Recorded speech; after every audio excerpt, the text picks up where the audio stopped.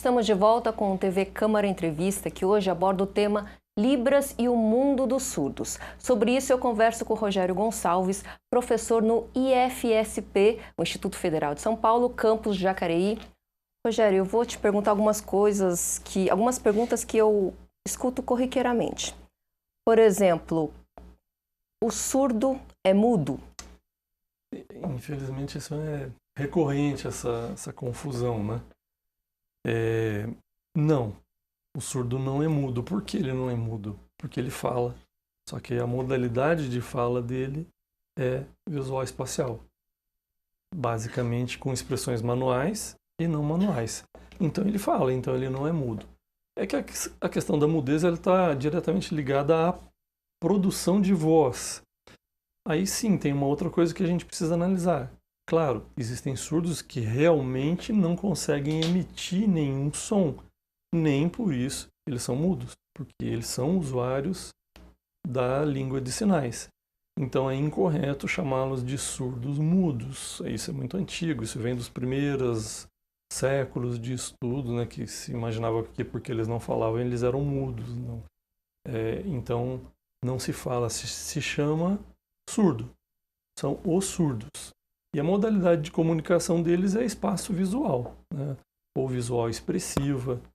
E então é um mito, realmente é um erro, e de certa forma eles se sentem até ofendidos, porque muitos deles, inclusive, podem falar emitindo vozes, som fluentemente. Existem surdos que, tendo passado por um treinamento específico, obviamente com fonoaudiólogo e profissional adequado para isso, ele aprende a falar.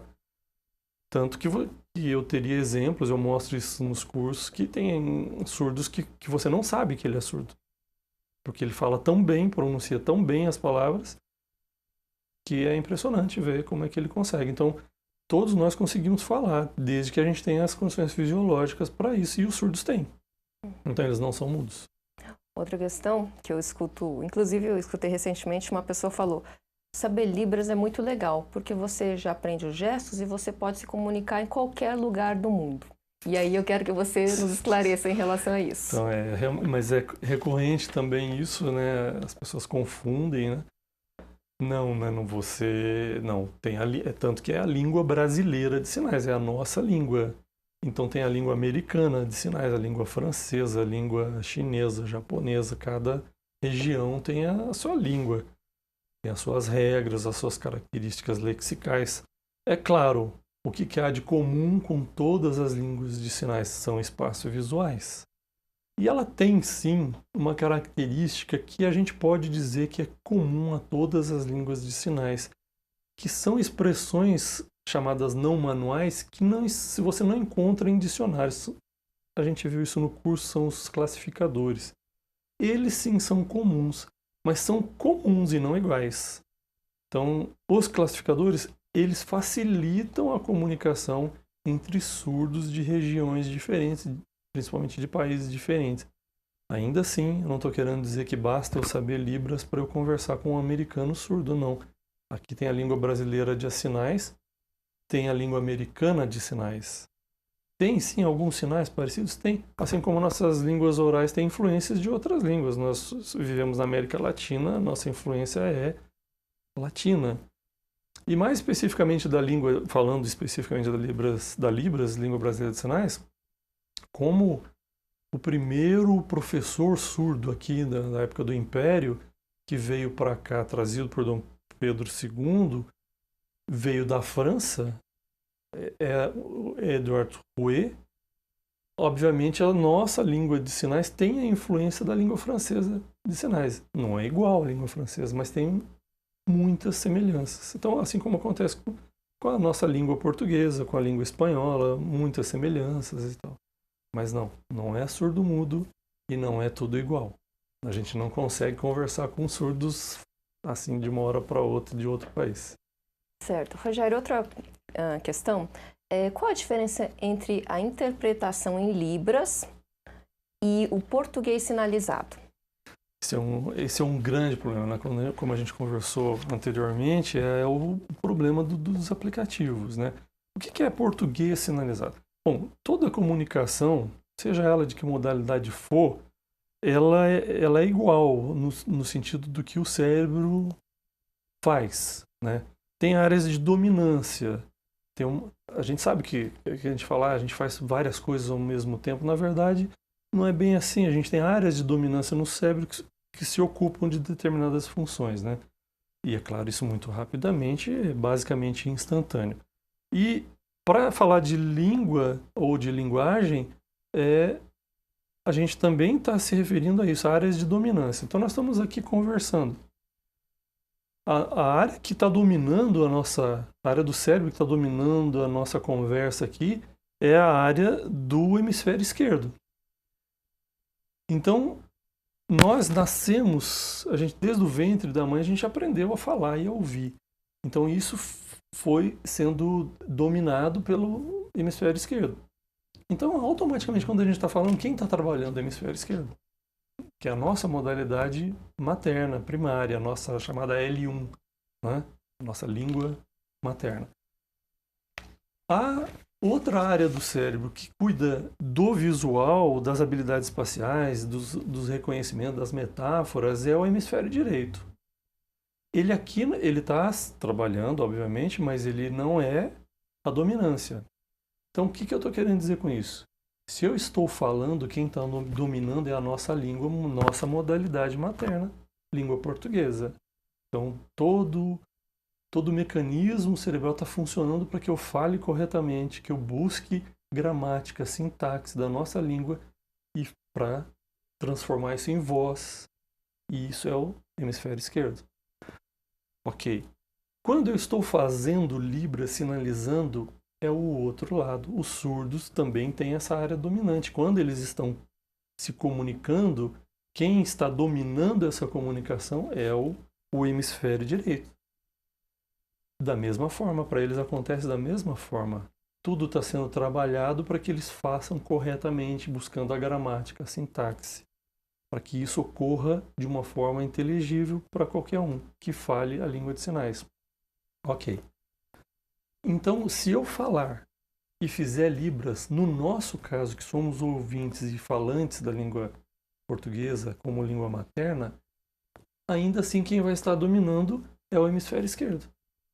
E aí eu não consigo desligar isso. O cérebro não consegue. Ele vai obrigar, porque eu estou falando, a fazer a gramática da língua portuguesa. Por mais que eu tenha experiência, eu vou seguir o que eu estou falando, o que o cérebro, o que o dominante está fazendo. Então, é um erro quem diz, eu posso falar e fazer Libras ao mesmo tempo. Poder pode. Você só não vai estar fazendo corretamente. Você vai estar fazendo o português sinalizado. E isso, por incrível que pareça, dificulta muito a compreensão. Perde o sentido, perde-se a narrativa, perde-se o uso das expressões não manuais, que elas são fundamentais. Elas significam, na minha opinião, 90% da comunicação em língua de sinais. Então tudo isso você perde, ou seja, você está falando errado. É como se eu chegasse aqui e falar um monte de coisa errada. A gente vamos passear. Todo mundo vai falar, nossa, mas todo mundo entendeu. Mas vai ficar ruim a comunicação. Por quê? Porque você não está falando corretamente.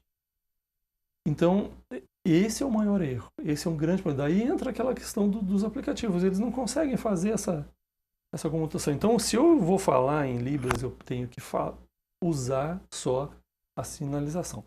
É diferente as expressões, que às vezes as pessoas falam, ele está falando. Não é falando, são expressões. Às vezes eu posso falar o sinal de como. Como assim você fez isso? Então, na verdade, eu não falei, eu fiz uma expressão que a gente faria naturalmente. Então, isso é diferente. Então, eu não devo falar.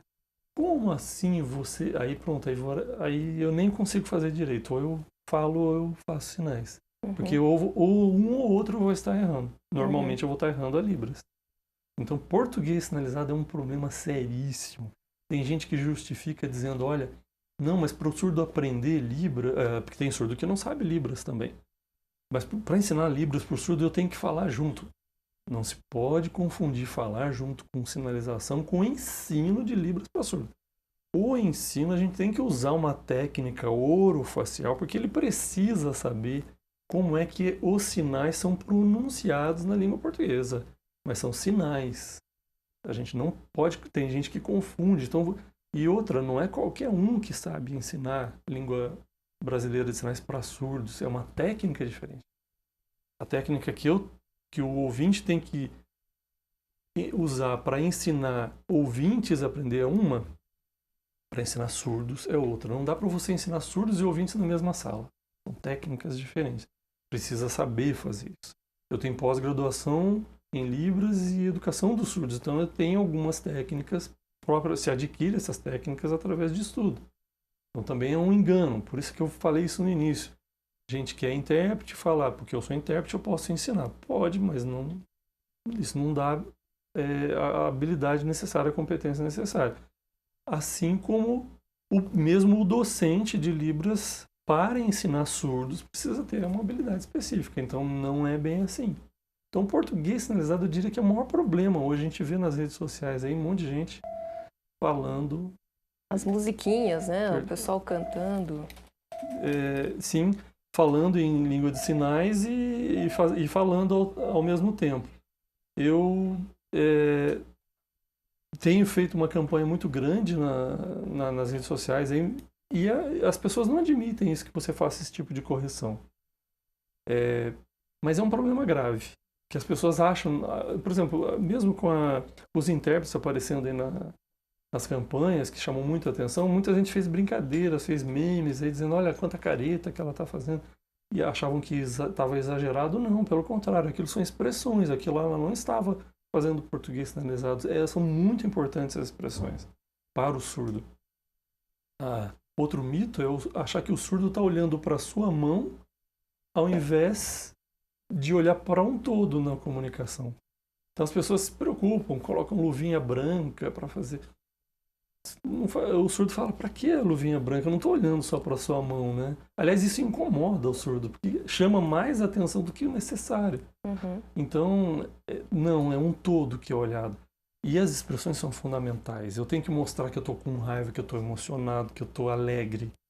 Eu não consigo falar de tristeza sem estar visivelmente mostrando a tristeza ou emocionado. Então, isso é que falta o entendimento. E onde que se consegue adquire essas informações? Num curso adequado, com um professor habilitado, um professor proficiente. Então não é em qualquer lugar. Inclusive você chegou a comentar que existe uma moção dos surdos em relação a essa quantidade de português sinalizado que está acontecendo por aí. Isso já é de 2010, eu acho. As próprias instituições aí vendo esse avalanche de pessoas, por um lado positivo, gravando vídeos de musiquinha em língua portuguesa e tal. E fez uma moção de repúdio às instituições como o INES, FENEIS, a DERDIC e outras associações de surdos aí pelo Brasil se reuniram e falaram, olha, vamos falar para eles que isso não é Libras, né, que não corresponde à cultura surda, que não é a língua brasileira de sinais e que isso não ajuda, isso atrapalha, porque muita gente acha isso bonito. Uhum. E tem lá milhares de seguidores e eu entro lá, eu e muitos outros, obviamente, entro lá e falo, gente, isso está errado. As pessoas querem brigar com a gente, porque é muito bonito, mas bonito para quem? Só para quem está fazendo, para ganhar seguidores, mas não é língua de sinais. E é realmente uma luta constante, né, pela qualidade do ensino que a gente luta. Rogério, existe Libras escrita? Existe uma modalidade escrita, que é o chamado sign writing.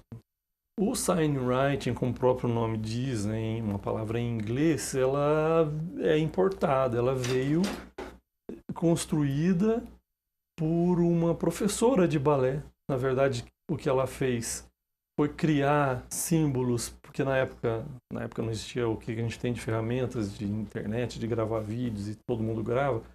Ela tinha que escrever as tarefas de balé para os alunos, para fazer em casa. E como eu vou fazer isso? Como é que eu vou escrever para eles fazerem determinadas coisas? Então ela acabou criando, estou fazendo um resumo, né? Símbolos que representassem aqueles movimentos para eles poderem fazer em casa e estudarem em casa. Bom, resumidamente, um grupo de pesquisadores da área de língua de sinais viu isso e falou, olha, isso é muito interessante e pode se houver algumas adaptações, servir para as línguas de sinais. Realmente é uma forma de se representar os sinais. Só que aí a gente chega numa questão, eu diria que no nosso país, a primeira é a legislação. A lei diz que a Libras é uma língua oficial, reconhecida no país, deve e pode ser utilizada pelas comunidades surdas, e a lei já diz a questão dos intérpretes, etc. Porém, parágrafo único dessa lei diz que a Libras não substituirá a modalidade escrita, que é a língua portuguesa. Então, para mim, só isso já não faz sentido você perder tempo em ensinar essa modalidade, que ela é bastante complexa. Na minha opinião particular, tem muita gente que está nos ouvindo e pode discordar, claro. Na minha opinião, muito complexa, nada prática de se fazer manualmente. Ela é muito boa, entre aspas, se você tiver um computador, aí sim.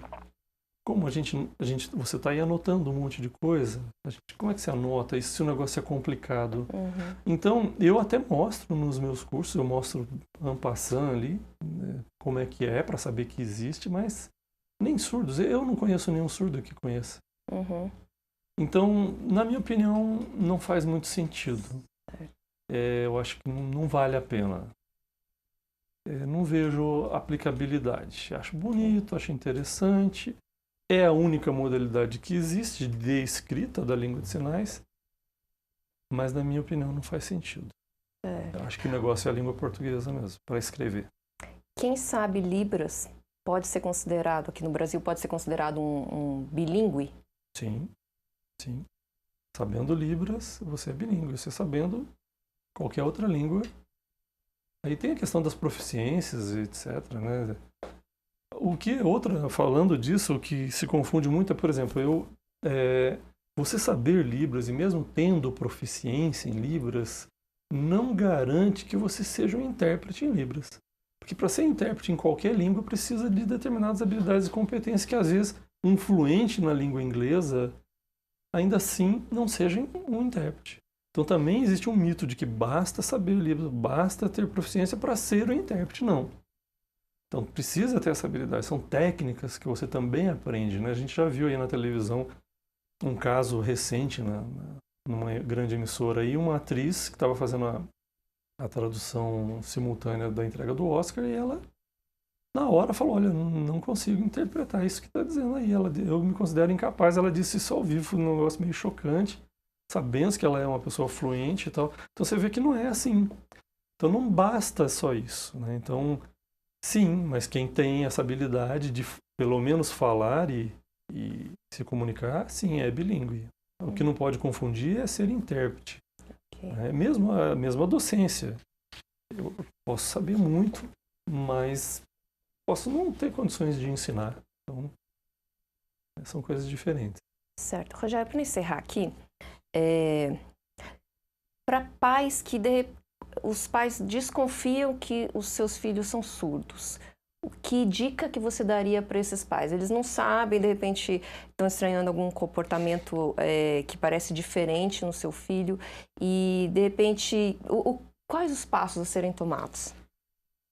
Infelizmente é uma realidade, uma situação dessa não é fácil para ninguém. E a primeira reação é a negação mesmo, né? É achar que não, que isso vai passar, que demora assim mesmo, que a gente tem que esperar. Porém, hoje existem métodos de detecção, inclusive o teste da orelhinha também, né? Então, existem várias técnicas de detecção e se comprovado isso logo nos primeiros dias, nos primeiros meses, realmente a melhor coisa a ser feita são os pais que, não sabendo se comunicar em língua de sinais e vendo que essa vai ser uma característica para a vida toda da criança, passar a ir atrás do aprendizado em língua de sinais. Por quê? Toda fase de aprendizado de língua que nós ouvintes passamos, os surdos também passam. São aqueles primeiros meses, aqueles primeiros anos iniciais que são importantíssimos para a aquisição da linguagem. Então, realmente é a melhor coisa a ser feita, aprender Libras e já, por incrível que pareça, um bebezinho, como é que eu vou falar em sinais com ele? Não, ele aprende, assim como a gente aprendeu na barriga da mãe, eles aprendem vendo e relacionando as coisas da mesma forma com que a gente aprendeu a falar. Então, realmente é a melhor coisa procurar associações, procurar um bom curso, começar a conviver. Nós temos em São José dos Campos a ADA, a Associação dos Surdos, lá que apoia essas famílias, que apoiam crianças, direciona para centros educacionais. Então, procurar associações e instituições que realmente isso vai ter uma diferença imensa no futuro dessa pessoa. Ok. Rogério, para terminar, você tem uma última palavra, um canal que você queira divulgar? Você tem os seus canais, né? Aliás, talvez seja a mão mais famosa do Brasil, o dicionário que o Rogério... Então, agora o momento é seu, vou pedir para você olhar ali para a câmera. Tá, ok. Eu agradeço muito essa oportunidade, fico muito feliz de ser convidado para tratar desse assunto, um assunto que eu gosto e estudo muito. E sim, eu tenho um canal no YouTube, Rogério Santos Libras, e realmente é engraçado isso, mas a minha mão é muito mais famosa do que eu. Aliás, eu diria até, sem medo de errar muito, que a minha mão é a mais famosa do mundo, porque tem mais de 1.800.000 visualizações, e é um vídeo só da minha mão fazendo o alfabeto manual. O meu canal está com quase 2 milhões e pouco. Provavelmente já tenha passado de 2 milhões de visualizações, e eu publico bastante vídeos lá interessantes nessa área de Libras, faço bastante coisa, inclusive da área de sinais religiosos. Desenvolvi o primeiro dicionário de sinais religiosos do Brasil, que foi o Dicionário Digital Libras Cristão. Inclusive tem um vídeo lá falando da época que isso foi desenvolvido. E gosto muito de debater, gosto muito de estudar, estou à disposição no Facebook também. Fiquem à vontade, gosto de conversar, atendo todo mundo, é claro, na medida do possível, mas fiquem à vontade para tirar dúvidas, para debater, discutir esses assuntos que eu gosto muito. Mais uma vez, muito obrigado. Lembrando que o Facebook do Rogério é esse que está aí no seu monitor, facebook.com/rogerio.prolibras. Quem quiser entrar em contato também por e-mail é rogerio.prolibras@hotmail.com. Rogério, muito obrigado pela sua participação aqui com a gente. Muito obrigado pela oportunidade. Eu que agradeço. E chegamos ao fim de mais um TV Câmara Entrevista. Para você rever este programa, acesse o nosso canal no YouTube, youtube.com/TV Câmara Jacareí, e curta, comente e também compartilhe a nossa página no Facebook, facebook.com/TV Câmara Jacareí. Continue ligado na programação da TV Câmara, a TV pública da cidade, e eu te vejo no nosso próximo encontro semana que vem. Até lá!